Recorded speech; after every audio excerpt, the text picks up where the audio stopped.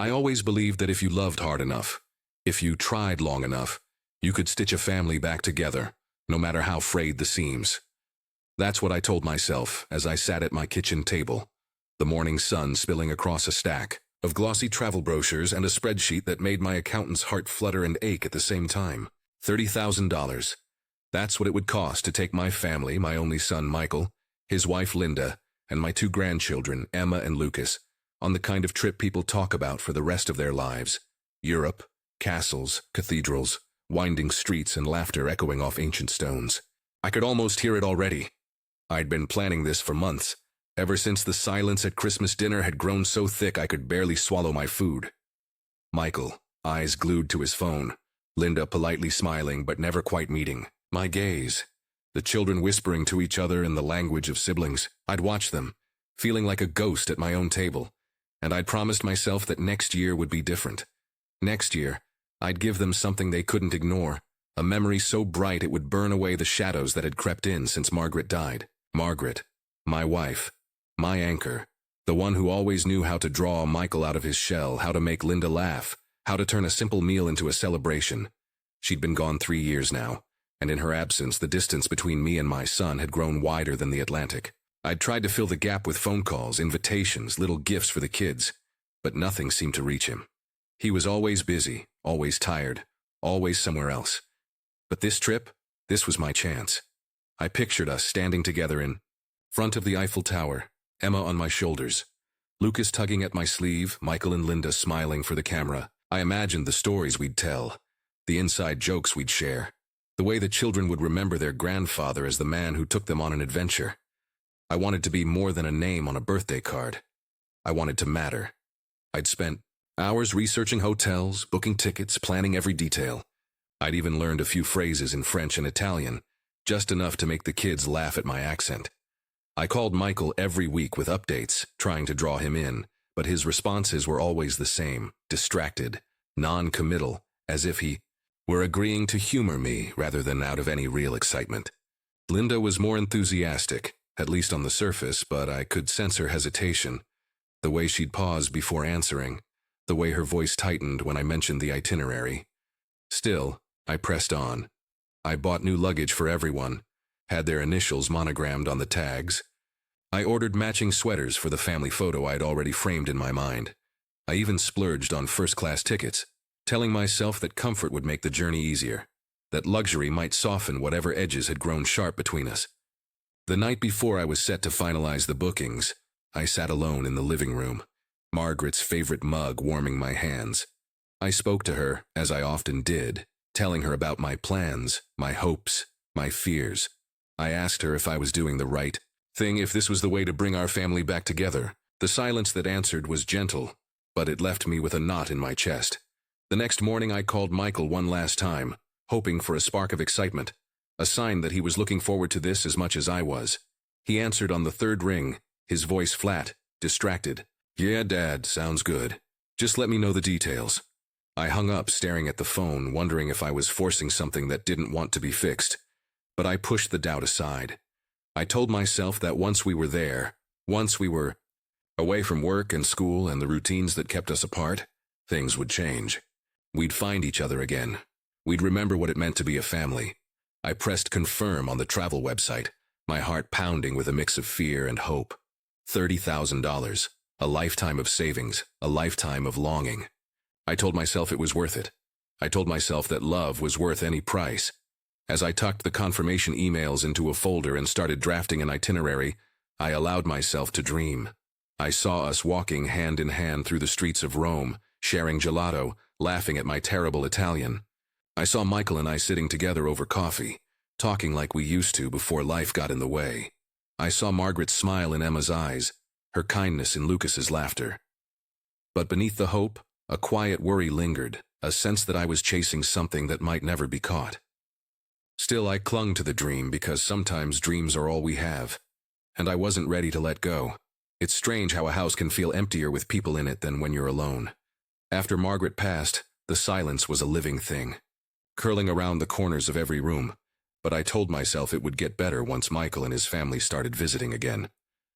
I clung to that hope, the way a drowning man clings to driftwood. But hope, I learned, can be slippery. I remember the first Sunday after the funeral. I'd set the table for 4 just as Margaret used to, her favorite blue napkins folded neatly beside each plate. I made her roast chicken, the one Michael always asked for as a boy. I even baked an apple pie, though I'd never quite mastered her crust. I wanted everything to feel normal, as if we could step back into the life we'd lost. Michael arrived, late, his arms full of work, laptop bag, phone pressed to his ear, eyes darting everywhere but at me. Linda followed, her smile polite but distant, her hands resting on Emma and Lucas's shoulders as if to keep them from drifting too close. We ate in fits and starts, conversation stilted. I asked Michael about his job, about the kids' school, about anything I could think of to fill the silence. He answered in short bursts, his mind clearly elsewhere. Linda complimented the meal, but her words felt rehearsed, like lines from a play she'd performed too many times. The children, sensing the tension, kept their eyes on their plates. I tried to draw them out with stories from when Michael was their age, but even those fell flat. The laughter I hoped for never quite materializing. After dinner, Michael retreated to the living room, phone in hand, scrolling through emails. Linda helped clear the table, her movements efficient, her conversation limited to the weather and the children's schedules. I wanted to ask her how she was really doing, if she missed Margaret too, but the words stuck in my throat. Instead, I watched her stack the dishes, her back straight, her face unreadable. When they left, the house felt colder than before. I stood at the window, watching their car disappear down the street, and wondered if I'd done something wrong. Had I pushed too hard? Was I too much, or not enough? I replayed every moment, searching for clues, for some sign that I could fix what was broken. The visits grew less frequent after that. Michael always had a reason: work deadlines, the kids' activities, Linda's family obligations. I tried to be understanding, to tell myself that life was busy, that they'd come when they could. But each excuse felt like another brick in the wall between us. I started calling more often, leaving messages that went unanswered for days. When Michael did pick up, our conversations were brief, transactional. "How are you, Dad?" "Fine, son. How's work?" "Busy. Gotta run." I tried to tell him about the garden, about the new book I was reading, about the little things that made up my days, but he never seemed to have time to listen. I could hear the impatience in his voice, the way he'd sigh quietly, as if talking to me was just another chore to cross off his list. Linda was harder to reach. She'd answer the phone sometimes, her tone always pleasant but never warm. I invited her and the kids to the park, to the movies, to anything I thought might bring us together, but she always had a reason to decline. "Maybe next time, David. The kids have homework. Michael's working late." I wondered if she resented me, if she blamed me for Margaret's absence, for the way Michael had changed. The children at least seemed happy to see me when they did come. Emma would run into my arms, her laughter bright and unguarded, and Lucas would show me his latest drawing or tell me about his soccer game. But even their visits became rare, filtered through Linda's careful scheduling and Michael's reluctance. I tried to fill the emptiness with projects: fixing the fence, repainting the guest room, organizing old photo albums. I found a box of Margaret's letters, tied with a faded ribbon, and read them late into the night. Her words were a balm, a reminder of the love we'd built, the family we'd raised. But they also made the ache sharper, the absence more profound. Sometimes late at night I'd sit in the dark and replay old arguments with Michael. The time I missed his school play because of a work emergency, the day I told him to toughen up after a fight with a friend, the way I'd pushed him to take the job in the city, thinking it was best for his future. I wondered if those moments had planted the seeds of distance, if I'd failed him in ways I couldn't see. I wanted to ask him, to apologize, to start over. But every time I tried, the words caught in my throat, tangled up in pride and fear. Instead, I kept reaching out, hoping that one day he'd reach back. The trip to Europe was my latest attempt, my grand gesture. I told myself that if I could just get us all in the same place, away from the routines and resentments that kept us apart, we could find our way back to each other. I wanted to believe that love was enough, that family could be mended with time and effort. But as the days passed and the silence grew, I couldn't shake the feeling that I was chasing something that no longer wanted to be found. Still, I held on. Because that's what fathers do. We hold on, even when it hurts, even when hope is all we have left. I threw myself into the preparations with a kind of desperate energy, as if the right suitcase or the perfect itinerary could patch the cracks in our family. My dining table disappeared beneath a sea of travel guides, printouts, and color-coded folders. I made lists for everything: passports, adapters, snacks for the plane, even a backup list in case the first one got lost. I wanted nothing left to chance. If I could control the details, maybe I could control the outcome. For Emma and Lucas, I wanted this trip to be magic. I scoured toy stores for the latest puzzles and games, imagining their faces lighting up on the long flight. I found a tiny Eiffel Tower charm for Emma's bracelet and a leather-bound sketchbook for Lucas, who loved to draw. I wrapped each gift in bright paper, tucking them into my suitcase with a note. For Paris. Love. Grandpa? I pictured their surprise, the way they'd run to show their parents, the laughter that would fill the hotel room. I wanted to be the grandfather they remembered, the one who made ordinary days feel special. I even planned a scavenger hunt for our first day in Rome, complete with clues in Margaret's handwriting. I'd saved a few of her old recipe cards, and I copied her looping script onto the clues, hoping the children would feel her presence with us. Margaret had always been the heart of our adventures, the one who turned every outing into a story. I wanted to honor her, to remind the family that she was still with us in spirit if not in body. As I packed, I found myself talking to her, as I often did. "I'm doing my best, Maggie," I whispered, folding her favorite scarf into my bag. "I promised you I'd keep the family together. I promised I'd try."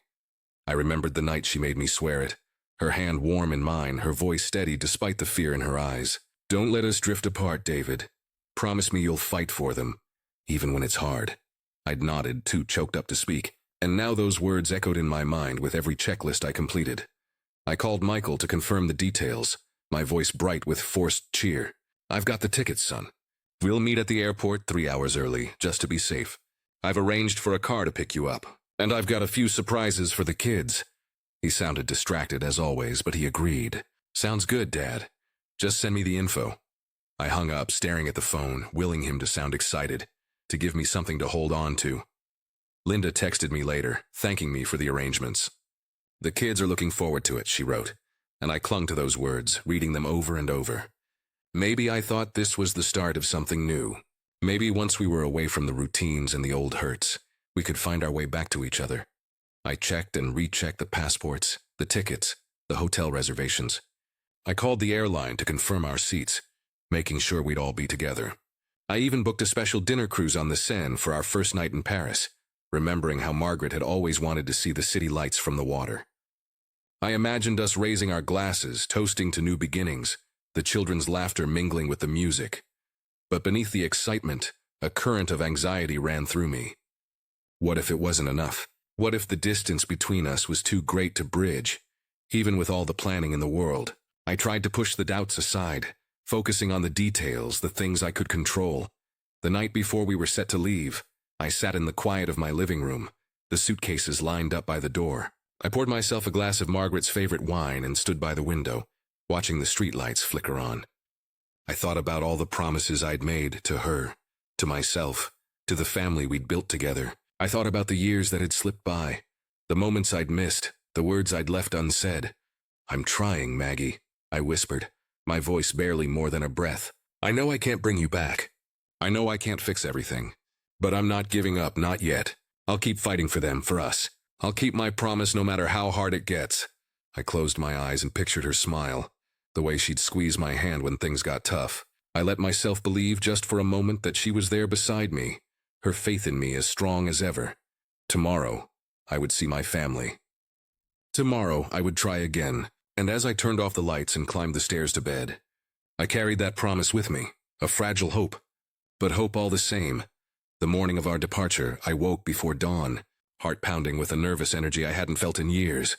I moved quietly through the house, careful not to disturb the stillness, as if Margaret herself might be listening. I double-checked the suitcases, the passports, the folder with every confirmation and itinerary.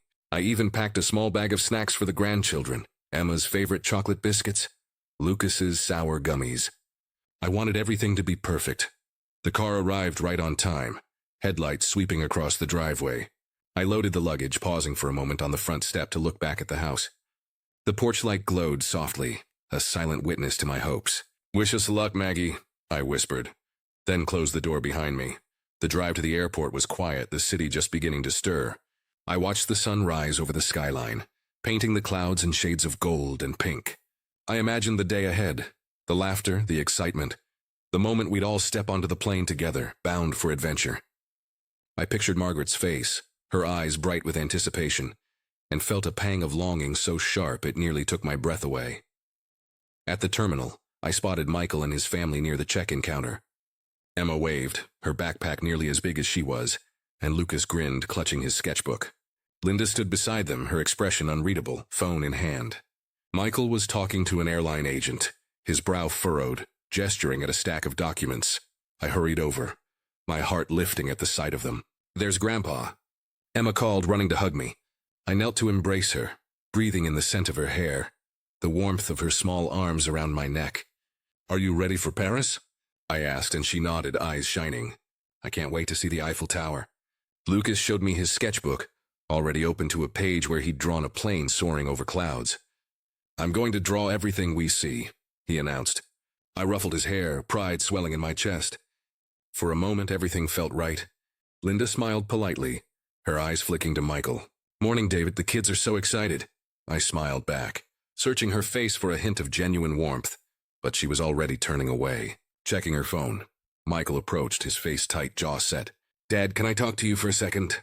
he said, voice low. I followed him a few steps away, my stomach fluttering with nerves. "Is everything all right?" I asked, glancing at the check-in line, the bustle of travelers around us. He hesitated, glancing over his shoulder at Linda and the kids. "There's a problem with the tickets," he said, not meeting my eyes. I forgot yours. I thought I had it, but it's not here. I'm sorry, Dad, you'll have to go home." For a moment I didn't understand. The words didn't make sense, didn't fit the world I'd built in my mind. "What do you mean you forgot my ticket? I sent you all the confirmations. I have the emails right here." I fumbled with my folder, hands shaking, searching for the printouts. "See? All 5 tickets. I double-checked everything." Michael's face hardened. "Dad, please. It's done. We have to go. The flight's boarding soon. I'm sorry, but you can't come." I stared at him, the noise of the terminal fading into a dull roar. "Michael, I spent months planning this. I paid for everything. How could you?" My voice broke, the words catching in my throat. He looked away, jaw clenched. "It's just how it worked out, Dad. We'll call you when we land." "I'm sorry." He turned back to Linda, who was gathering the children, her face carefully blank. Emma tugged at my sleeve. "Grandpa, aren't you coming?" Her eyes were wide, confused. I knelt beside her, forcing a smile. "Not this time, sweetheart. But you'll have a wonderful trip. Take lots of pictures for me, okay?" She nodded, tears brimming in her eyes. Lucas stood beside her, silent, clutching his sketchbook to his chest. Linda ushered the children away, murmuring something I couldn't hear. Michael lingered for a moment, then pressed a hand to my shoulder. "I'm sorry, Dad, we have to go." He turned and walked away, joining his family as they disappeared into the security line. I stood there, rooted to the spot, the folder of documents clutched in my hands. Around me, travelers hurried past, oblivious to the small tragedy unfolding in their midst. I felt exposed, humiliated, as if every eye in the terminal was on me, watching as my family left me behind. A kind-faced woman at the check-in counter caught my eye. "Sir, is everything all right?" she asked gently. I tried to answer, but the words wouldn't come. I shook my head, turning away, desperate to escape the pity in her gaze. I wandered through the terminal in a daze, the sounds of laughter and announcements echoing around me. I found a quiet corner near a row of empty seats and sat down, my hands trembling. I opened the folder, staring at the tickets, the hotel reservations, the carefully planned itinerary. All useless now. I thought of Margaret, of the promise I'd made to her. I tried so hard to keep the family together, to give them something to remember. And now I was the one left behind. I wondered what I'd done wrong, what I could have said or done differently. The pain was sharp, raw, a wound that refused to close. I watched the planes take off one after another, their tails disappearing into the sky. I imagined Michael and his family settling into their seats, the children pressing their faces to the window, Linda flipping through a magazine, Michael already lost in his phone. I wondered if they would think of me, if they would miss me, or if I was already fading from their minds. I tried to call Michael, but the call went straight to voicemail. I left a message, my voice shaking. "I hope you have a wonderful trip. Tell the kids I love them." I hung up, staring at the phone, willing it to ring to bring me some explanation, some comfort.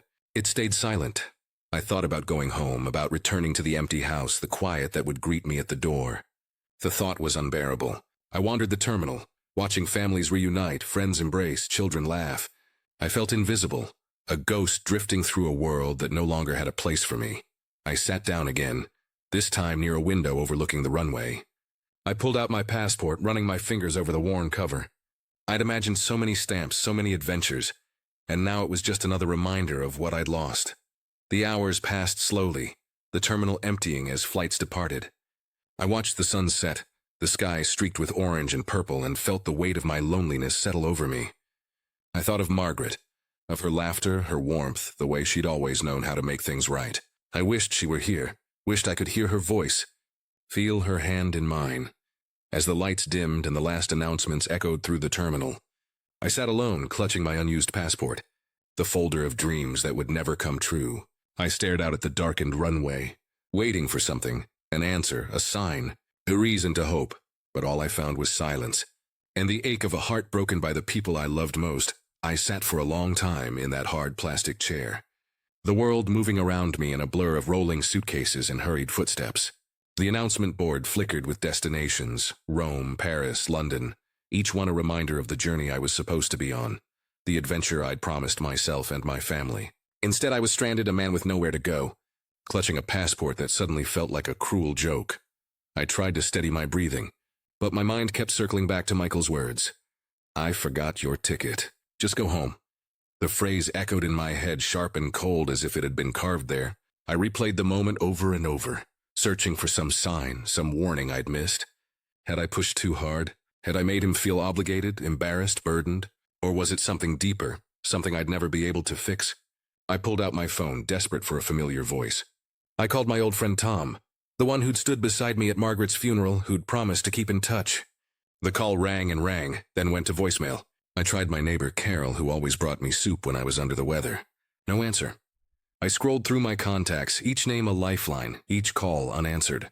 The silence on the other end of the line felt like another kind of abandonment, a confirmation that I was truly alone. I wandered the terminal, my footsteps echoing on the polished floor. I passed families huddled together, couples sharing coffee, children tugging at their parents' hands. I caught glimpses of myself in the glass, an old man with tired eyes moving through the world like a shadow. I wondered if anyone saw me, really saw me, or if I'd become invisible, just another face in the crowd. A memory surfaced, unbidden. Michael's 10th birthday. Margaret had spent days planning the perfect party, baking his favorite chocolate cake, stringing up balloons in the backyard. I'd come home late from work, tie askew, briefcase in hand, just in time to see Michael blow out the candles. He looked up at me, hope flickering in his eyes, and I'd ruffled his hair, promising to make it up to him. But the moment passed and I'd missed it. I wondered now if that was the beginning, the first crack in the foundation. Another memory, the day Margaret died. The house was full of people, voices rising and falling in waves of grief. Michael stood in the corner, arms crossed, eyes red. I tried to reach him, to offer comfort, but he pulled away, retreating into himself. I told myself he needed time, that he'd come back when he was ready. But the distance only grew, a chasm neither of us knew how to cross. I found myself near a row of payphones, relics from another era. I remembered calling Margaret from airports just like this one, her voice a lifeline in the chaos. "I'm on my way, love," I'd say, and she'd laugh, telling me to bring her a souvenir. I closed my eyes, wishing I could call her now, wishing she could tell me what to do. I sat down on a bench, watching the world go by. A young couple argued quietly nearby, their words sharp but their hands still entwined. An elderly woman struggled with her suitcase, and I stood to help her, grateful for something to do. She thanked me, her eyes kind, but she moved on quickly, disappearing into the crowd. I checked my phone again. Still nothing. I scrolled through old messages from Michael, short, clipped responses, reminders about birthdays and holidays. Nothing of substance. I read them anyway, searching for warmth, for some sign that he still cared. I thought about the times I tried to reach out. The invitations declined, the conversations cut short. I remembered sitting alone at Thanksgiving, the table set for 5, the silence pressing in on me. I remembered sending gifts for the children, only to receive polite thank yous from Linda, never a call from Michael. I remembered the way he'd looked at me at Margaret's funeral, as if I were a stranger. The ache in my chest grew heavier with each memory. I wondered if this was my punishment, if I was paying the price for mistakes I couldn't even name. I wanted to believe that love was enough, that family could survive anything, but in that moment, it felt like a lie. I wandered again, drawn to the windows overlooking the runway. I watched a plane take off, its lights winking in the dusk, and imagined my family on board. The children pressed to the glass, Linda reading a magazine, Michael lost in thought. I wondered if they missed me, if they felt my absence, or if I was already fading from their minds. A group of teenagers laughed nearby, their voices bright and careless. I envied their certainty, their sense of belonging. I remembered being that young, believing the world was full of possibilities, that there was always time to make things right. I sat down once more, exhaustion settling into my bones. I stared at my phone, willing it to ring, to bring me some comfort, some connection. But the screen stayed dark, the silence unbroken. As the terminal emptied and the lights dimmed, I realized I was truly alone, not just in the airport, but in the world. I was a man without a destination, a father without a family, a husband without a home. The realization was sharp, but beneath it, a flicker of something else, a stubborn, fragile hope that maybe, just maybe, it wasn't too late to find my way back. The airport emptied as the last flights departed, leaving only the echo of announcements and the distant hum of cleaning machines. I wandered the concourse, numb and unmoored, until the ache in my feet forced me to stop. I couldn't face the thought of going home, not yet. The idea of stepping into that silent house, of seeing the suitcases lined up by the door, the gifts for Emma and Lucas still wrapped and waiting, was more than I could bear. I needed somewhere to hide, somewhere to let the shock settle into something I could name. I found a cheap hotel just beyond the terminal, its neon sign flickering in the damp night air. The lobby smelled of stale coffee and disinfectant, the kind of place built for layovers and lost travelers. The clerk barely looked up as I checked in, sliding a key card across the counter with a practiced indifference. I took the elevator to the third floor, the carpet worn thin, the lights buzzing overhead. My room was small and cold, the bedspread patterned with faded flowers, the window overlooking a parking lot full of taxis and shuttle buses. I set my bag down and sat on the edge of the bed, staring at the wall. The silence pressed in, heavy and absolute. I tried to call Michael again, but the call went straight to voicemail. I left another message, my voice thin and uncertain. Just wanted to hear your voice, son. Hope the kids are all right. Call me when you can. I hung up, knowing he wouldn't. I took off my shoes and lay back, staring at the ceiling. The events of the day replayed in my mind, each detail sharper than the last. Michael's face closed and distant. Linda's polite smile, the way she herded the children away. Emma's confusion, Lucas's silence. The words I'd waited so long to hear, "I forgot your ticket. Just go home," echoed in the emptiness. A verdict I couldn't appeal. I thought about all the years I'd spent working late, missing dinners and school plays, telling myself it was for the family. I'd wanted to give Michael everything I never had. A good education, a safe home, opportunities I could only dream of as a boy.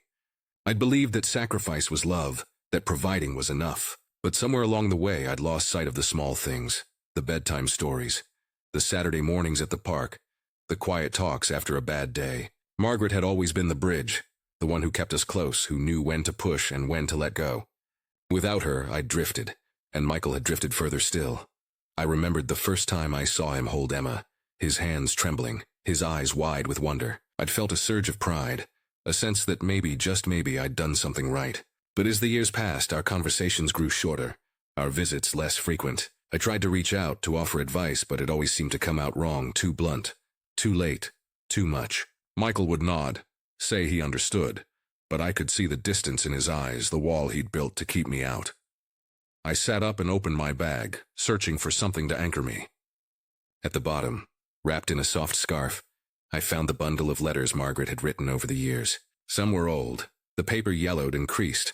Others newer, written in the last months of her illness. I untied the ribbon and chose one at random, unfolding the page with trembling hands. "My dearest David," she'd written, her handwriting looping and graceful. "I know you worry about Michael. You always have. You want so much for him, and sometimes I think you forget that what he needs most is you. Your time, your patience, your love. He's stubborn like you, but he's also kind. Don't let pride keep you apart. Reach for him even when it hurts. Especially when it hurts."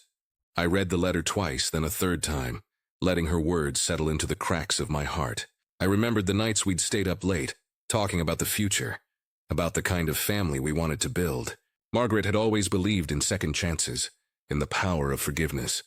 She'd forgiven me more times than I deserved, Missed anniversaries, harsh words spoken in anger.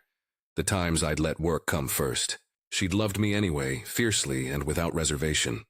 I picked up another letter, written just weeks before she died. Promise me you'll keep trying, David. Promise me you won't give up on him. I know it's hard. I know you're tired, but you're stronger than you think. Love is stubborn, too. It finds a way. I pressed the letter to my chest, closing my eyes. I could almost hear her voice, soft and steady, urging me forward. I thought about the promises I'd made, the ones I'd tried so hard to keep. I wondered if I'd failed her, if I'd failed Michael, if I'd failed myself. The hours crawled by, the room growing colder as the night deepened. I tried to sleep, but every time I closed my eyes, I saw Michael's face, heard the finality in his voice. I wondered what he was thinking, if he felt any regret, any sorrow. I wondered if he'd tell the children why I wasn't there, if he'd let them believe it was my choice. I got up and paced the room, the letters clutched in my hand. I thought about calling Tom again, or Carol, or anyone who might listen. But it was late, and I didn't want to burden them with my pain. I sat by the window, watching the headlights sweep across the parking lot, the world moving on without me. I thought about the sacrifices I'd made, the things I'd given up for the sake of my family. I'd always believed that love was enough, that if I worked hard and provided, everything else would fall into place. But love, I realized, was more than sacrifice. It was presence. It was listening. It was showing up even when it was hard. I opened another letter, this one shorter, written in Margaret's last days. You're not alone, David. Even when it feels like you are. I'm with you always. And so is he if you let him be. Don't close your heart. There's still time. I let the tears come then, silent and unashamed. I missed her so much it hurt. Missed the way she'd hold my hand, the way she'd laugh at my terrible jokes, the way she'd look at me as if I were the only man in the world. I missed the family we'd built, the life we'd shared, the future we'd dreamed of. As dawn crept in, painting the sky with pale light, I made a promise to her, and to myself. I would keep trying. I would not let this be the end. I would find a way to reach Michael, to heal what was broken, to honor the love that had shaped my life. I tucked the letters back into my bag, wiped my eyes, and stood. The night had been long, and the pain was still sharp. But Margaret's words lingered, a quiet strength in the silence. I wasn't ready to give up, not yet. There was still time. Morning crept in through the thin curtains, painting the hotel room in a pale, uncertain light. I washed my face, dressed, and packed my bag with slow, deliberate movements. I didn't know where to go, only that I couldn't bear the thought of returning home just yet. The airport, for all its noise and bustle, felt like the only place where my loneliness blended in, where no one would question a man sitting alone with a suitcase and a 1,000-yard stare. I wandered back into the terminal, the world already in motion, families hugging goodbye, business travelers striding with purpose, children tugging at their parents' hands. I found a quiet corner near a coffee kiosk and sat, watching the endless parade of departures and arrivals. I sipped a bitter cup of coffee, the taste sharp and grounding, and tried to gather my thoughts. "Excuse me, sir? Is this seat taken?" The voice was gentle, unexpected. I looked up to see a young man in an airport uniform, his badge reading James. He had kind eyes and a tired smile, the sort that comes from long shifts and too many stories. "No. Go ahead," I replied, gesturing to the empty chair. He sat down with a grateful sigh, setting his own coffee on the table. For a moment we sat in companionable silence, two strangers sharing a small island in the sea of travelers. "Rough night?" he asked, glancing at my rumpled clothes and the dark circles under my eyes. I hesitated, unsure how much to share, but something in his expression, open, unhurried, made it easy to speak. "You could say that. I was supposed to be on a flight with my family. Things didn't work out." James nodded, as if he understood more than I'd said. "Family can be complicated. Sometimes the people we love the most are the ones who hurt us the deepest." I studied him, surprised by the wisdom in his words. "You sound like you know from experience." He smiled a little sadly. "Yeah, my dad and I haven't spoken in years. We had a falling out after my mom died. I blamed him for a lot of things, some fair, some not. I thought cutting him out would make it easier, but it just made the silence louder. I felt a pang of recognition, the echo of my own story and his. "Did you ever try to fix it?" James shrugged, staring into his coffee. "I wanted to. I even wrote him a letter once, but I never sent it. I kept waiting for the right moment, but it never came. Now I just hope he knows I still think about him, that I still care, even if I don't know how to say it." We sat quietly for a moment, the noise of the terminal fading into the background. I thought about Margaret's letters, about the promises I'd made and the chances I'd let slip by. I wondered how many fathers and sons were out there, separated by pride and pain, each waiting for the other to make the first move. "I'm sorry about your dad," I said softly. "It's hard, isn't it? Wanting to reach out but not knowing how." James nodded. "It is, but I think the hardest part is forgiving yourself. For what you said, for what you didn't say, for all the things you wish you could take back." His words settled over me like a blanket, warm and heavy. I realized how much I'd been carrying, regret, guilt, the fear that I'd failed not just Michael but Margaret too. I wondered if Michael felt the same, if he lay awake at night replaying old arguments, wishing for a different ending. James finished his coffee and stood, stretching his arms. "You know, I see a lot of people come through here. Some are running towards something, some are running away, but most of them are just trying to find their way back to someone they love. It's never too late, sir, not if you're willing to try." I looked up at him, gratitude swelling in my chest. "Thank you, James, I needed to hear that." He smiled, genuine and bright. "Any time. And if you ever need another cup of terrible airport coffee, you know where to find me." He walked away, blending into the crowd, but his words lingered. I sat for a while longer, watching the world move on, feeling a little less alone. For the first time since yesterday, I felt a flicker of hope, a sense that maybe, just maybe, the story wasn't over yet. I pulled out my phone and scrolled through old photos of Michael and the kids, memories of better days. I thought about what James had said, about forgiveness and second chances. I didn't know what the future held, but I knew I wasn't ready to give up. Not on Michael, not on myself, not on the family Margaret had loved so fiercely. As I stood to leave, I glanced back at the empty chair, a silent promise to keep trying. The airport was still crowded, still noisy, but I no longer felt invisible. I was just a man, searching for his way home, buoyed by the unexpected kindness of a stranger. I left the airport behind, the echo of James's words still warming me as I stepped into the cool morning air. I didn't have a plan, just a restless urge to move, to walk off the ache that had settled in my chest. My feet carried me to the train station, and before I knew it, I was buying a ticket to the old neighborhood, the place where Margaret and I had built our life, where Michael had taken his first steps, where every street corner held a memory.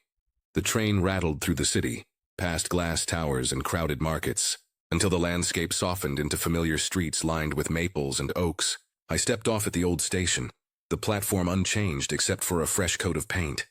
The air smelled of cut grass and distant rain, and for a moment I was young again, hurrying home to Margaret and a chubby-cheeked Michael waiting at the window.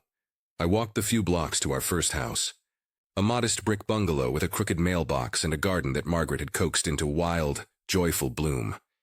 The new owners had painted the shutters blue, but the rosebush she planted still climbed the fence, stubborn and bright. I stood at the gate, remembering the afternoons we spent pulling weeds, Margaret humming as she worked, Michael chasing butterflies across the lawn. I remembered the day we brought him home from the hospital, Margaret's arms full of blankets, my hands shaking as I fumbled with the car seat. I'd never been so terrified or so proud. A car pulled into the driveway and a woman stepped out, eyeing me with polite suspicion. I smiled and waved, stepping back from the gate. "Sorry, just visiting old memories," I called. She nodded, her expression softening, and I moved on, my heart heavy with nostalgia. I wandered down the street to the park where Michael and I used to play. The swings creaked in the breeze. The slide gleamed with fresh paint. But the old oak tree still stood at the edge of the field, its branches sprawling like open arms. I sat on the bench beneath it, running my hand over the initials I'd carved decades ago, D+M, a promise of forever. I closed my eyes and let the memories wash over me. Michael, 5 years old, his laughter ringing out as I pushed him higher and higher on the swing. "Higher, Dad! I want to touch the sky." I'd laughed, breathless, and promised him he could do anything if he just held on tight. I remembered the day he fell, scraping his knee, and how he'd looked to me for comfort. I'd brushed him off, telling him to be brave, to shake it off. I thought I was teaching him strength, but now I wondered if I'd only taught him to hide his pain. I thought of all the times I'd chosen work over play, the weekends I'd spent at the office while Margaret took Michael to the park alone. I told myself I was building a better life for us, but I missed so many small moments, the ones that mattered most. Regret settled in my bones, heavy and cold. From the park, I walked to the church where Margaret and I had been married. The doors were open, sunlight streaming through stained glass, painting the pews in colors that danced across the floor. I slipped inside, the hush of the sanctuary wrapping around me like a balm. I sat in the back row, remembering the day we stood at the altar, Margaret's hand trembling in mine, her eyes shining with hope and love. I remembered Michael's christening, the way Margaret had wept with joy, the way I'd promised to be the father he deserved. I remembered the Christmas pageants, the Easter mornings, the quiet prayers whispered for guidance and forgiveness. I thought of the last time I'd been here, Margaret's funeral, the church filled with flowers and sorrow, Michael standing stiff and silent beside me. I knelt and bowed my head, the words coming unbidden. "I'm sorry, Margaret. I'm sorry for all the times I wasn't there, for the things I said and the things I left unsaid. I'm sorry I let Michael drift away. I tried to be strong, but I think I only built walls. I miss you. I miss us. I don't know how to fix what's broken, but I want to try. Please give me the strength." I sat in the quiet, letting the memories settle, letting the pain and the love mingle until I couldn't tell them apart. I thought of Margaret's letters, her faith in me, her belief that love could heal even the deepest wounds. I wanted to believe it too, as I left the church. I wandered past the school Michael had attended, the corner store where we'd bought ice cream on hot summer days, the library where Margaret and I had spent rainy afternoons lost in books. Each place was a chapter in our story, a reminder of the life we'd built together, the joys and the mistakes, the laughter and the tears. I found myself back at the park, the sun dipping low, the air tinged with the promise of rain. I sat beneath the oak tree, watching families come and go, children chasing each other across the grass. I thought about the man I'd been, the father I'd tried to be, the ways I'd fallen short. I thought about Michael, about the distance between us, about the words I still needed to say. A little boy ran past, tripping and falling, his cry sharp and sudden. His father rushed to him, scooping him up, brushing away the dirt and the tears. I watched them, envy and longing twisting inside me. I wished I could go back, just once, and hold Michael close, tell him it was okay to cry, that I'd always be there to catch him. The sky darkened, thunder rumbling in the distance. I stood and walked slowly back to the train station, my heart heavy but my resolve stronger. I couldn't change the past, couldn't undo the mistakes or reclaim the lost moments, but I could try one more time to reach out, to bridge the gap, to honor the love that Margaret had given so freely. As the train carried me back toward the city, I watched the lights blur past the window, each one a memory, a hope, a promise. I didn't know what waited for me at the end of the line, but I knew I couldn't run from the past any longer. I had to face it, to learn from it, to let it guide me forward. For Margaret, for Michael, for myself. The train ride back to the city was quiet, the rhythmic clatter of the tracks soothing the ache in my chest. I watched the world slip by, old neighborhoods, new construction, the familiar and the foreign blending together. Margaret's words echoed in my mind, mingling with James's gentle wisdom. Love is stubborn too. It finds a way. It's never too late, sir. Not if you're willing to try. By the time I reached my hotel, the sky was dark, and the city lights shimmered on wet pavement. I stood at the window, looking out over the endless sprawl, and felt something shift inside me. I'd spent so long waiting for Michael to reach back, for my family to close the distance, that I'd forgotten I could move forward on my own. I could choose not to let this betrayal define me. I could choose joy, even if it meant finding it alone. I sat at the small desk, pulled out my laptop, and opened a new browser tab. My hands trembled, but not from fear. This time it was anticipation. I searched for flights to Paris, my heart pounding as I scrolled through the options. The prices made me wince, but I remembered the money I'd saved, the trip I'd planned, the dreams I'd put on hold for everyone but myself. For once I decided, I would do something just for me. I booked a ticket for the next morning, direct to Charles de Gaulle. I reserved a modest hotel in the Latin Quarter, a place Margaret had always wanted to visit. I even signed up for a walking tour of the city, picturing myself wandering cobblestone streets, tasting fresh bread, standing beneath the Eiffel Tower with no one to answer to but my own heart. As the confirmation email arrived, I felt a surge of pride, small but real. I wasn't running away. I was reclaiming something I'd lost. My sense of adventure, my dignity, my right to happiness. Margaret would have wanted this for me. She'd always believed in living fully, in finding beauty even in the hardest moments. I opened my social media account, the one I rarely used except to like photos of Emma and Lucas or wish old friends happy birthday. My finger hovered over the keyboard, uncertain. Then with a deep breath I began to type. Sometimes life doesn't go the way you planned. I spent months organizing a family trip to Europe, hoping to bring us closer together. Instead, I found myself left behind at the airport, alone and heartbroken. I won't pretend it didn't hurt. Did more than I can say, but I've realized that waiting for others to choose you is no way to live. So tomorrow I'm boarding a plane to Paris by myself. I'm going to see the world, eat good food, and remember what it feels like to be alive. If you're reading this and you feel alone, I hope you'll remember, it's never too late to choose yourself. Thank you to everyone who's shown me kindness, even when I couldn't see it. Here's to new beginnings. I hesitated before hitting post, but then I thought of Margaret, of James, of all the people who'd carried me through the darkest nights. I pressed the button and closed the laptop, feeling lighter than I had in days. I didn't expect much. Maybe a few likes, a comment or two from distant cousins. But as I packed my bag, just one this time, no gifts, no lists, only what I needed, I heard my phone buzz. Then again, and again. I glanced at the screen, surprised to see dozens of notifications. Old friends, neighbors, even colleagues I hadn't spoken to in years were commenting, sharing, sending messages of encouragement. David, you're an inspiration. Safe travels. I'm so sorry for what happened, but I'm proud of you for going anyway.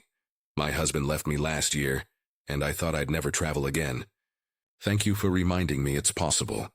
Paris is beautiful in the spring. Eat a croissant for me. The messages kept coming. A flood of warmth and support from people I thought had forgotten me. Some shared their own stories of heartbreak and healing, of trips taken alone, of finding joy after loss. Others simply wished me well, their words a balm to my wounded spirit. I sat on the edge of the bed reading each message, letting the kindness sink in. I wasn't invisible. I wasn't alone. My pain was real, but so was my resilience. I could choose to see this not as an ending, but as a beginning. I thought of Michael, of the distance between us, and felt a pang of sadness. But for the first time, it didn't define me. I could love him and still love myself. I could hope for reconciliation, but I didn't have to wait for it to start living again. As dawn crept in, I zipped my suitcase and set it by the door. I looked at Margaret's letters one last time, her words a steady heartbeat in my chest. I whispered a quiet thank you, promising to carry her with me wherever I went. Tomorrow, I would board a plane to Paris. Tomorrow, I would walk the streets of a city I'd only dreamed of. Tomorrow, I would begin again, not as a father left behind, but as a man choosing his own path, open to whatever the world had to offer. And for the first time in a long while, I felt ready. The flight to Paris was quieter than Michael had expected. Emma pressed her face to the window, watching the clouds drift by, while Lucas sat hunched over his sketchbook, drawing in silence. Linda scrolled through her phone, glancing at Michael from time to time, her lips pressed into a thin line. Michael tried to focus on the in-flight movie, but the images blurred, his mind replaying the scene at the airport over and over. He'd told himself it was for the best, that his father would understand, that maybe a little distance would make things easier. But as the plane soared over the Atlantic, the weight of what he'd done pressed down on him, heavy and unrelenting. He remembered the look on his father's face, confused, hurt, betrayed. Michael shifted in his seat, unable to get comfortable. When they landed, the city was alive with possibility, but the excitement Michael had hoped for never materialized. Emma tugged at his sleeve as they waited for their luggage. "Daddy, when is Grandpa coming? Didn't he want to see the Eiffel Tower with us?" Her voice was small, uncertain. Michael forced a smile. "Grandpa had to stay home, sweetheart. He'll come next time." But the words felt hollow, even to him. Linda watched him, her eyes searching his face. That night, as the children slept in the hotel room, she finally spoke. "Michael, what really happened at the airport? You barely said a word to your father. The kids are confused." "I'm confused." Her voice was gentle, but there was an edge to it, a quiet accusation. Michael stared at the ceiling, the city lights flickering through the curtains. I couldn't do it, Linda. I couldn't spend a week pretending everything was fine. He's always trying to fix things, always pushing. I thought maybe if we had this trip to ourselves, it would be easier." He paused, the truth catching in his throat. "But it doesn't feel easier." "Feels worse." Linda reached for his hand. "He loves you, Michael. He loves all of us. I know things haven't been perfect, but leaving him behind, I don't think that was the answer." She squeezed his fingers, her own voice trembling. "The kids miss him." "I miss him. And I think you do, too." The next day, as they toured the city, David's absence was everywhere. Emma pointed out every grandfather she saw, asking if Grandpa would like the carousel, if he'd want to try the pastries in the cafe. Lucas drew a picture of the Eiffel Tower, a small figure standing alone at the base. "That's Grandpa," he said quietly. "He should be here." Michael tried to enjoy the sights, the grandeur of Notre Dame, the sparkle of the Seine at night, but nothing felt right. Every meal, every photo, every laugh was tinged with regret. He caught himself reaching for his phone, wanting to call his father, to tell him about the funny waiter or the beautiful view. But each time he stopped, the shame too sharp to bear. Linda watched him, her patience wearing thin. "You need to talk to him, Michael. You need to make this right." Her words were gentle, but they left no room for argument. That night, as the city buzzed outside their window, Michael sat alone on the balcony, the cool air biting at his skin. He thought about his father's kindness, his stubborn hope, the way he'd always tried to hold the family together.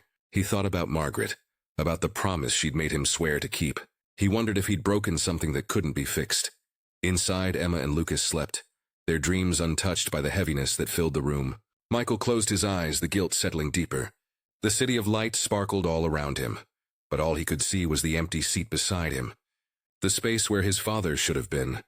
The morning sun filtered through the curtains of my small Paris hotel room, painting the walls with a gentle gold. For the first time in days, I woke without the weight of expectation pressing on my chest. There was no itinerary to follow, no one to please but myself. I dressed slowly, savoring the quiet, and stepped out into the city with nothing but a map, a notebook, and Margaret's letters tucked safely in my bag. Paris was alive in a way I'd only ever imagined. The air was crisp, tinged with the scent of fresh bread and blooming flowers. I wandered the narrow streets of the Latin Quarter, letting curiosity guide my steps. I stopped at a tiny bakery and ordered a croissant in halting French, earning a warm smile from the woman behind the counter. I ate it on a park bench, watching the world go by. Children chasing pigeons, couples strolling arm in arm, artists sketching the city's endless beauty. At first, I felt the ache of loneliness, the urge to turn and share each moment with someone. But as the hours passed, I found a quiet pleasure in my own company. I lingered in bookstores, paging through volumes of poetry and history. I visited the Musée d'Orsay, standing in awe before Monet's water lilies, letting the colors wash over me. I took a boat ride on the Seine, the city unfolding around me like a story I'd waited my whole life to read. On my second day, I joined a walking tour, a small group of travelers from all over the world. There was Maria from Spain, who laughed easily and shared stories of her grandchildren. Peter from Australia, who had lost his wife the year before and was traveling to honor her memory. And Sophie, a young woman from Canada, exploring Europe before starting a new job. We swapped stories over coffee, our differences fading in the warmth of shared experience. For the first time in a long while, I felt seen, not as someone's father or husband, but as myself. We wandered through markets and gardens, sampled cheeses and chocolates, and marveled at the city's hidden corners. I found myself laughing, truly laughing at Maria's jokes and Peter's tales of misadventure. I realized how much I'd missed this connection, spontaneity, the simple joy of being part of the world. One afternoon, I sat at a cafe overlooking the river, writing postcards to Emma and Lucas. I described the carousel in Montmartre, the sparkling lights of the Eiffel Tower, the taste of the best hot chocolate I'd ever had. I told them I missed them, that I hoped one day we could share these adventures together. I slipped a pressed flower into each card, a small piece of Paris to carry home. As the days passed, I grew bolder. I took the train to Versailles, wandering the palace gardens in the rain, feeling the grandeur and the solitude. I climbed the steps of Sacré-Cœur, my legs aching but my spirit light. I learned to order coffee like a local, to navigate the metro, to trust my instincts. Each small victory was a reminder that I was capable, resilient, alive. One evening, I found myself at a jazz club, the music pulsing through the smoky air. I sat at the bar, sipping a glass of wine, and struck up a conversation with the pianist during his break. His name was Alain, and he spoke of music as if it were a language of the soul. We talked about love and loss, about the courage it takes to start over. He played a song for me, a slow, aching melody that brought tears to my eyes. I left the club with a sense of peace, the music echoing in my heart. I carried Margaret's letters with me everywhere, reading them in quiet moments on a park bench in a sunlit square, by the window as rain tapped the glass. Her words were a steady companion, a reminder of the love that had shaped my life. I felt her presence in the beauty around me, in the kindness of strangers, in the courage I found to keep moving forward. By the end of the week, I no longer felt like a man left behind. I was a traveler, an adventurer, a man rediscovering himself in the heart of a city that had always seemed out of reach. I realized that independence was not the same as loneliness, that solitude could be a gift, a chance to listen to my own heart. On my last night in Paris, I stood on the Pont Alexandre III, the city lights shimmering on the water. I thought of Michael, of Emma and Lucas, of the family I still loved fiercely. I thought of Margaret, her laughter, her faith in me. I whispered a quiet thank you to the night sky, grateful for the journey, for the pain that had led me here, for the hope that had carried me through. As I walked back to my hotel, I felt lighter, stronger, ready for whatever came next. I had found joy in unexpected places, friendship in strangers, and a renewed sense of self-worth. I was not just a father or a husband or a man left behind. I was David, a man who had learned at last to savor his own company, to trust in new beginnings, and to believe that life, even after heartbreak, could still be beautiful. Back in Paris, I woke to a flood of messages on my phone, old friends, distant cousins, even strangers reaching out with words of encouragement and warmth. I scrolled through them, heart swelling at the kindness, but it was the message from Linda that caught my eye. Michael saw your post. The kids want to talk to you. Please call when you can. Across the city in a cramped hotel room, Michael sat on the edge of the bed, his phone glowing in his hand. He'd read my post 3 times, each word a stone in his chest. He scrolled through the comments, hundreds of them. Strangers offering support, friends from his childhood sharing memories of me, people from all over the world cheering me on. The story had taken on a life of its own, and Michael felt exposed, ashamed, and deeply unsettled. Emma and Lucas were the first to break the silence. "Daddy, why did Grandpa go to Paris by himself?" Emma asked, her voice trembling. "Didn't he want to come with us?" Lucas clutched his postcard, the pressed flower falling into his lap. "I miss Grandpa. Can we call him, please?" Linda sat beside Michael, her hand gentle on his shoulder. "You should call your father, Michael. The kids need to hear his voice, and so do you." Michael nodded, throat tight, and dialed my number. When my phone rang, I hesitated, nerves fluttering in my stomach. But I answered, and Emma's voice burst through the line, bright and urgent. "Grandpa! Are you really in Paris? Did you see the Eiffel Tower? Did you eat a croissant?" I laughed, the sound surprising me with its ease. "I did, sweetheart. I even saved a story just for you and Lucas." Lucas chimed in, his voice small but hopeful. "Will you come with us next time, Grandpa? I want to draw you in front of the Eiffel Tower." My heart ached with love and longing. "Nothing would make me happier, Lucas. I miss you both so much." Michael listened, silent at first, then finally spoke. "Dad, I saw your post. I'm sorry. I didn't realize how much this meant to you. I thought I was protecting us, but I see now I was just running away." His voice cracked, the words heavy with regret. "I hope you can forgive me." I closed my eyes, letting the pain and forgiveness mingle. "We all make mistakes, son. What matters is what we do next. I love you, Michael. I always have."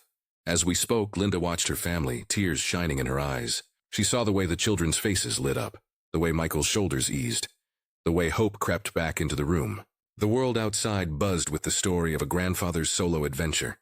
But inside that call, it was just us, family, broken and mending, reaching for each other across the miles. After we hung up, Michael sat quietly, the phone still warm in his hand. He scrolled through the comments on my post again, reading the words of strangers who saw the pain and the courage in my story. He realized finally that he wasn't just missing out on a trip. He was missing out on his father's life, on the chance to make things right. That night, as Paris sparkled outside my window, I felt the distance between us shrink. I knew there was still work to do, still wounds to heal. But for the first time, I believed we could find our way back. The world had seen my story, but more importantly, so had my family. And that, I thought, was the beginning of everything. The house was quiet when I returned, the familiar creak of the floorboards greeting me like an old friend. I set my suitcase by the door, the scent of home coffee, old books, a hint of Margaret's lavender wrapping around me. I moved through the rooms, touching the backs of chairs, the edge of the mantel, grounding myself in the life I'd built. I was unpacking Margaret's letters when I heard a car pull into the driveway. Through the window, I saw Michael step out, shoulders hunched, hands shoved deep in his pockets. He stood for a moment, staring at the house, then walked slowly to the door. I opened it before he could knock. He looked older than I remembered, tired in a way that went beyond sleepless nights. For a moment, neither of us spoke. Then he met my eyes, and I saw the boy he'd once been, the one who used to run to me with scraped knees and wild stories. "Dad," he said, his voice rough. "Can I come in?" I nodded, stepping aside. He walked into the living room, glancing at the photos on the wall. the souvenirs from my trip already arranged on the table. He sat on the edge of the couch, hands twisting in his lap. "I saw your post," he began, staring at the floor. I read all the comments. I didn't realize how much I'd hurt you." I sat across from him, the space between us heavy with everything unsaid. "You did," I said quietly. "You hurt me, Michael." I felt invisible. I felt like I'd lost you for good. He flinched but didn't look away. "I know. I'm sorry, Dad. I thought I was protecting my family, but really, I was just protecting myself. I was angry at you, at Mom for leaving, at myself for not knowing how to fix things. I thought if I kept you at arm's length, it would be easier. But it wasn't. It just made everything worse." I let his words settle, the truth of them raw and unvarnished. "I missed you, Michael. I missed my son. Tried so hard to hold us together after your mother died. But I know I made mistakes. I know I pushed too hard sometimes, or not enough. I wanted us to be a family." He looked up, eyes shining with tears. "I was jealous, you know, of how close you and Mom were, of how easy you made it look. I felt like I could never measure up. And when she was gone, I didn't know how to talk to you. I didn't know how to be your son without her in the middle. I felt my own eyes sting, the ache of years lost to pride and misunderstanding. You don't have to measure up, Michael.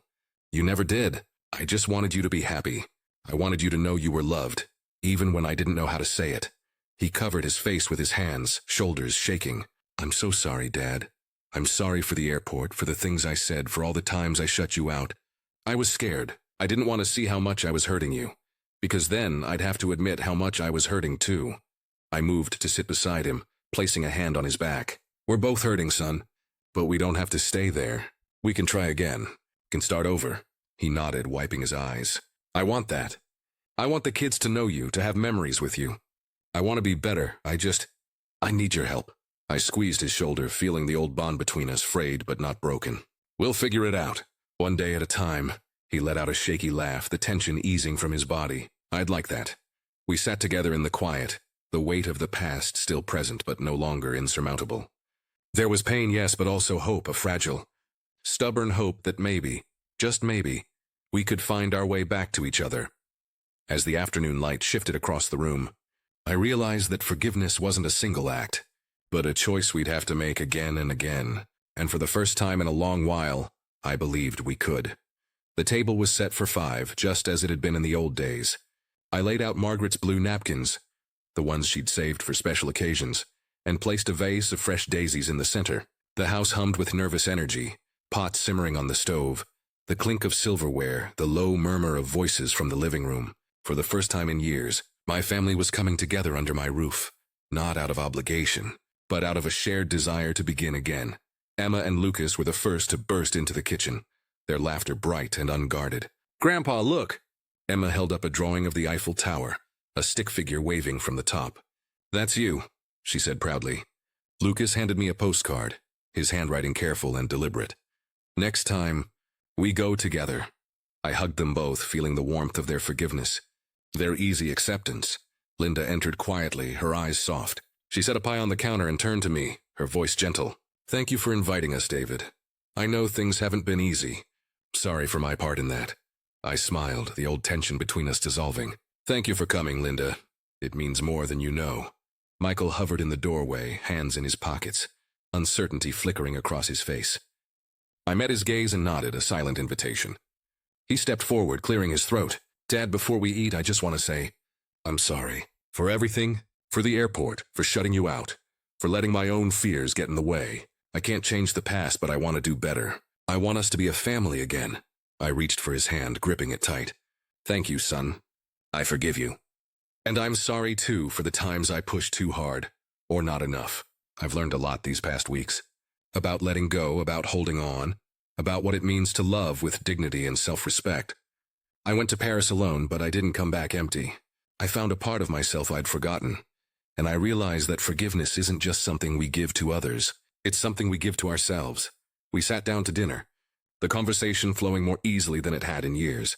Emma and Lucas peppered me with questions about Paris. Did I really eat snails? Was the Eiffel Tower as tall as it looked in pictures? I told them stories of getting lost in winding streets, of making friends with strangers, of learning to savor each moment.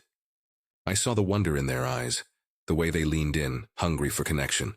Linda shared her own memories, stories of Margaret's kindness, of the early days when our families first blended together. Michael listened, sometimes laughing, sometimes quiet, but always present. I watched him, saw the man he was becoming, a father, a husband, a son willing to try again. As the meal wound down, I raised my glass. To family, I said, my voice steady. To second chances, to forgiveness, to the courage it takes to begin again. I'm grateful for each of you, for your love, your patience, your willingness to come back to the table. I know we can't erase the past, but we can choose what comes next. And I choose this us together. Glasses clinked, and for a moment the room was filled with light.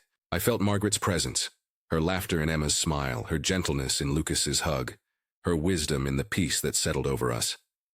The wounds were still there, but they were healing, slowly, with every shared story, every apology, every act of grace.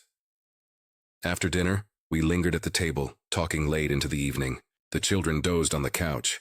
Linda and Michael helped me clear the dishes, and the house felt full again of hope, of forgiveness, of the quiet, stubborn love that had carried us through. As I stood at the sink, looking out at the night sky, I whispered a thank you to Margaret, to the city that had given me back to myself, to the family that had found its way home.